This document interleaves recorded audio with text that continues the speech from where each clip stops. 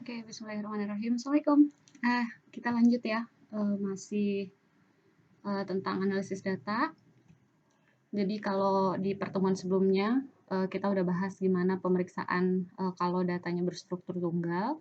Sekarang kita masuk ke pemeriksaan data yang kedua, yaitu tentang transformasi untuk kesimetrisan data. Jadi untuk memperoleh data yang simetris menggunakan transformasi gitu ya. Nah, transformasi data ini kenapa sih perlu dilakukan? Karena seringkali saat mengerjakan data kasus kita akan menemui data asli yang polanya itu tidak simetrik gitu. Data yang kita punya raw datanya. Nah, sehingga perlulah sebuah penyesuaian dalam bentuk transformasi dalam hal ini ya. Jadi penyesuaian ini sehingga nanti pola sebaran data kita bisa menjadi lebih baik atau dalam hal ini lebih simetris gitu. Nah, transformasinya kayak gimana itu perlu adanya pertimbangan logis yang masuk akal, bergantung juga sama gimana pola sebaran datanya. Sekarang kita lihat nanti di contoh ya. Nah, untuk melakukan transformasi kalau yang kita bahas di sini, kita lakukan yang pertama dengan melakukan pembulatan angka. Jadi angkanya kita bulatkan, jadi kita bulatkan tuh yang awalnya angkanya misalnya ada desimalnya, kita bulatkan jadi angka yang puluhan misalnya dan lain sebagainya. Di sini misalnya kita contohnya punya data 15,6 minimum, maksimumnya 578. Nah, ini misalnya kita nemu kasus kayak gini, maka bisa dibulatkan menjadi angka puluhan. Angka puluhan maksudnya gimana? Jadi kita bisa tulis 15,6 ini kita transformasi jadi 1, tapi di sini satuannya puluhan. Jadi ini 10 gitu ya. Kemudian 578,1 ini kita transformasi menjadi 57. Sorry, 57. Jadi lebih dekat dia yang awalnya gapnya ini dari 15 ke 500 ini gapnya jauh. Jadi dari 1 sampai 57 tapi dengan satuan puluhan. Kemudian jika 1 sampai 57 ini kan jauh ya. Kita mau 1, 2, 3, 4, 5, 6 dan seterusnya itu kan jauh ya kalau mau sampai 57. Sehingga bisa juga kita kelompokkan menjadi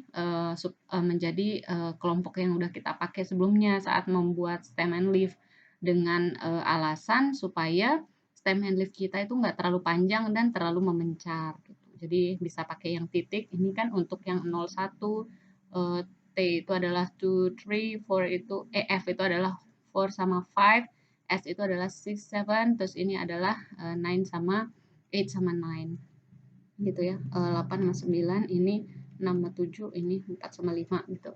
Nah, selain melakukan pembulatan data, kita juga bisa melakukan transformasi dengan melakukan pemangkatan. Jadi nilai asal itu kita kasih dengan pangkat yang berbeda gitu.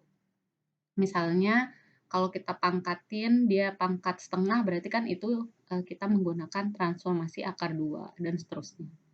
Selain itu kita juga bisa menggunakan transformasi logaritma. Jadi data aslinya dilogkan. Ya, basis 10 lah. Nah, contoh diketahui kumpulan 40 angka. Jadi kita punya 40 angka, ini data yang kemarin kita udah pakai. Rata-ratanya 20, variansi 25 ada 40N. Di sini ini datanya ada 40 yang maksimum 28,1, minimumnya 6,9. Maka kita bisa buatin stem and leaf seperti ini. Perhatikan di sini ada leaf unitnya 0,1. Jadi ini kan stem ya. Ini stem. Ini adalah leaf. Nah, di sini dikasih tahu leaf unitnya adalah 0,1. Artinya yang di belakang ini adalah angka di belakang koma. Jadi satu angka di belakang koma. Jadi ini 6,9, ini 12,9, 13,1, 13,7 dan seterusnya. Nah, kalau lihat plot yang ini stem and leaf diagram ini kan terlalu panjang dan terlalu memencar gitu ya. Mencar kita belum bisa lihat pola datanya seperti apa sehingga kita lakukan pembulatan dan kita kelompokkan. Jadi kita di sini membulatkannya bulatkan ke bawah supaya ya sebenarnya pilihan aja ya. Di sini dibulatkan ke bawah jadi 6,9 itu jadi 6, 12,9 itu jadi 12 gitu dan seterusnya. Sehingga jadilah 6, 12 dan seterusnya. Di sini kita lihat stem and leaf baru kita itu adalah yang ini adalah depth ya, kedalaman. Leaf unitnya adalah 1 sehingga leaf unitnya ini adalah 1 sehingga di daunnya ini satuan. Jadi ini 6, ini puluhan, berarti yang ini kan 12, 13 dan seterusnya. Ini 01, 2, 3, 4, 5, 6, 7. Nah, jadi dengan ini yang awalnya tadi mencar gini, polanya mencar gini, sehingga bisa dibulatkan dan dikelompokkan sehingga polanya jadi lebih kelihatan gitu. Gitu. Ya, jadi transformasi untuk membuat pola datanya menjadi lebih simetris gitu. Nah, contoh lagi kita punya data luas danau besar di Indonesia. Di sini ada Sumatera, Kalimantan, dan Sulawesi. Perhatikan di sini nilai minimum dari semua data ini gitu ya. Jadi ada berapa nih datanya? 18 ya, 18 data. Minimum dari 18 data itu adalah 15,6, ini 578,1. Ini yang tadi kita bahas di awal. Gapnya ini terlalu jauh antara yang minimum sama maksimum. Sedangkan yang banyak itu adalah ini puluhan deket sama 15 ini. Tapi kok tiba-tiba ada gap jauh dengan si nilai maksimum 500-an gitu. Jadi dari sini kita bisa lihat, kita buatin dulu stem and leaf-nya, kelihatan bahwa oh ternyata datanya tuh kayak gimana ya, di sini mencar, terus habis itu tiba-tiba ada yang menjauh 2 gitu. Nah, karena terlalu panjang dan memencar sehingga kita akan bulatkan yang tadinya stem and leaf ini oh sama sama. Ini stem and leaf-nya, leaf unitnya 10, berarti ini kan ini tadi datanya 10. Ini udah dibulatin ya kan, tadi data minimumnya 15,6, ini jadi 10. Kemudian ada 31, ini berarti kan jadi 30, jadi 30 gitu ya. Kemudian dia dibulatkan dan dikelompokkan. Jadi di sini kita kelompokinnya pakai jadi titik ini 0, 1, 2, 3, kemudian 0, 1, 2, 3, 4, kemudian ini 5, 6, 7, 8, 9 gitu. Yang titik sama bintang. Jadi kita membuat dia, kita lebih mampatkan, kita lebih supaya nggak terlalu melebar dan panjang dan memencar, kita buletin ke angka puluhan. Ini leaf unitnya 10, berarti ini puluhan, ini 10, ini 30. Jadi sebenarnya sama kayak ini, cuman ini tuh kan tadi ini tuh kan titik 2, 3, 4, 5, 6, 7 sama bintang. Nah, sekarang itu nggak dikelompokin jadi 5, tapi dikelompokin jadi 2 aja. Gitu. Sehingga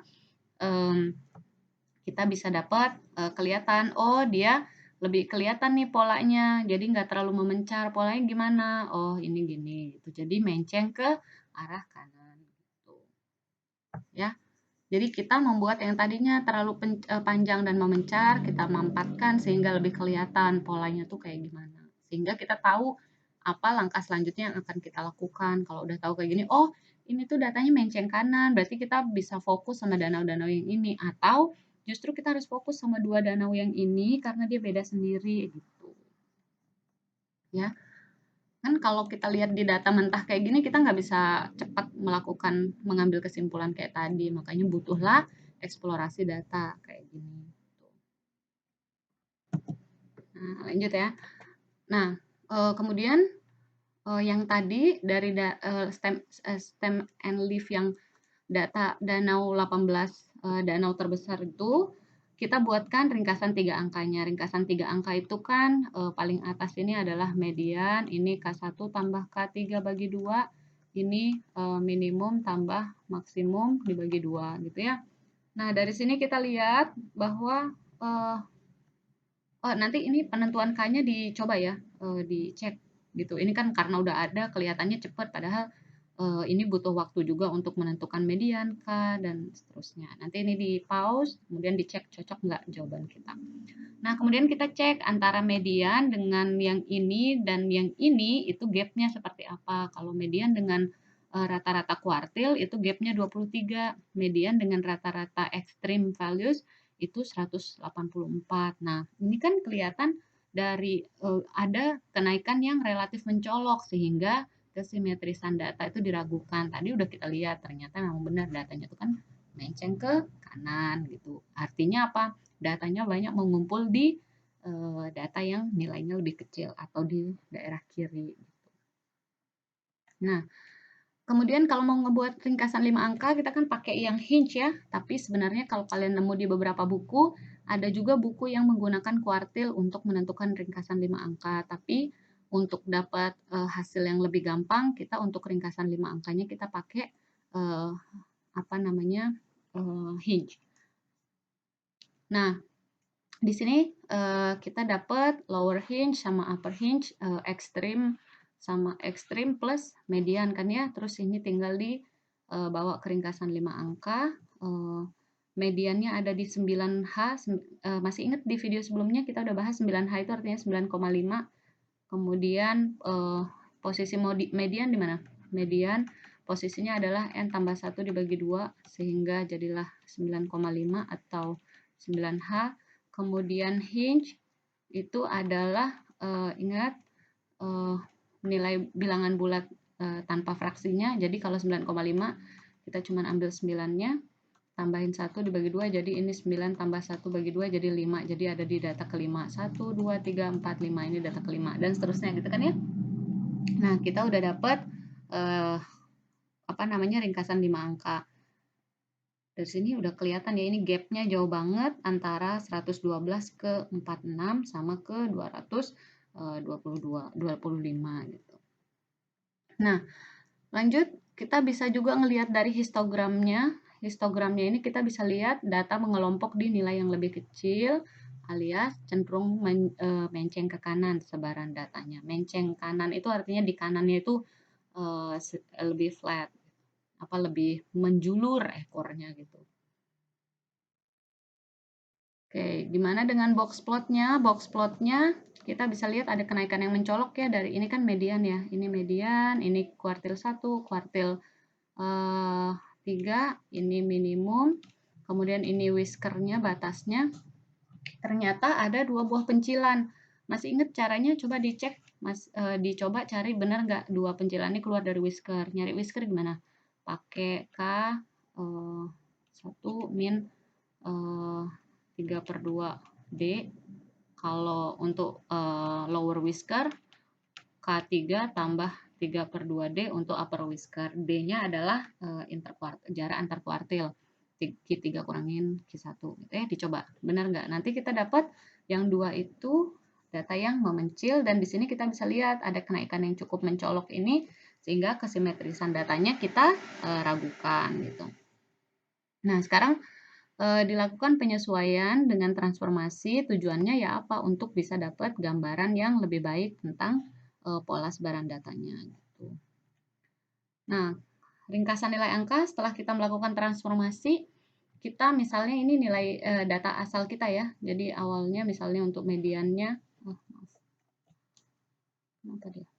misalnya mediannya setelah ditransformasi akar 2 jadilah 10,58 atau setelah ditransformasi logaritma dapatlah 2,05. Dari sini kita bisa lihat apakah dengan menggunakan transformasi ini bisa memperbaiki kesimetrisan data kita atau enggak. Kalau dari angka kan agak susah, paling gampang itu adalah melihat dari box plotnya. Visual. Sorry, sebelumnya ini adalah stem and leaf-nya. Dari sini kita bisa lihat kalau pakai akar 2 transformasinya masih ada pengaruh angka terbesar. Jadi di sini masih ada yang beda. Tapi kalau kita udah menggunakan logaritma di transformasinya maka pengaruh angka terbesarnya itu udah hilang. Jadi kalian bisa lihat di sini dia lebih bagus pola sebaran datanya gitu. Walaupun si akar 2 ini juga udah jauh lebih bagus daripada data asli. Data asli kan tadi jauh banget ya. Nah, setelah di akar 2 dia udah lumayan mengurangi pengaruh angka terbesar tapi masih ada gitu. Nah, ini box plot yang dihasilkan. Jadi dengan adanya transformasi logaritma itu yang membuat dimampatin di press gitu sehingga pengaruh angka terbesarnya itu hilang. Lihat di sini ini udah agak dilihatnya itu lebih enak pola sebaran datanya. Kalau yang ini masih ada kelihatan, di sini lihat aja masih ada gapnya sama menjulurnya masih lebih panjang. ini masih ada pencilan gitu. Ya, jadi dengan menggunakan transformasi yang ini pakai akar 2, ini pakai log 10, kita berusaha memperbaiki menyesuaikan pola sebaran data kita menjadi lebih simetris gitu. Polanya jadi lebih baik. Nah, sekarang pertanyaannya apakah kalau udah ditransformasi apakah pasti datanya akan jadi simetris ya? Ini nggak bisa kita pastikan juga karena yang pertama itu bergantung sama pola sebaran data. Kita nggak tahu datanya itu data apa, satuannya apa, polanya kayak gimana. Nah, di sini ada catatan bahwa yang kita lakukan itu adalah trial and error gitu. Tadi kan kita coba dulu akar, dapat hasil. Terus coba transformasi, dapat hasil. Kan itu bisa di trial and error. Oleh karena itu, karena coba-coba, jadi nggak usah terlalu teliti. Artinya apa? Nggak usah semua data full yang ditransformasi, tapi cukup transformasi angka yang 5 tadi itu aja. Jadi, jadi 5 ringkasan 5 angka ini tinggal di akar 2-in sama tinggal di logaritmain. Gitu. Habis itu, uh, bisa dilihat bagaimana apakah dia sudah mampu memperbaiki kesimetrisan data kita atau enggak. Gitu. Kemudian yang ketiga, memilih transformasi terbaik itu kita nggak bisa cuman sekedar pokoknya saya mau lihat dia simetris atau enggak, itu nggak bisa. Kita perlu pertimbangan dalam yang lebih logis, yang lebih luas hingga nggak cuman asal pokoknya ini jadi hasilnya lebih bagus, tapi harus ada pertimbangan masuk akal nggak gitu. Misal nih kita punya data luas tadi ya, luasan itu kan kilometer kuadrat gitu. Kalau kita pakai logaritma, walaupun kalau kita lihat di sini logaritma itu lebih bagus kan hasilnya, lebih membuat simetris, cuman ini juga udah mampu membuat simetris. Tapi kalau kita lihat yang mana yang logis, ya logis akar 2. Kenapa?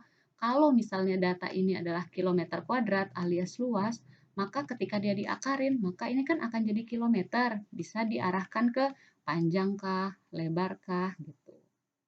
Ya, jadi ada pertimbangan logis selain kita cuman sekedar mau lihat datanya simetris atau enggak gitu. Itu makanya dinamakan eksplorasi data. Benar-benar kita explore, trial and error, semuanya kita coba sampai kita dapat kesimpulan yang paling paling memuaskan gitu. Oke.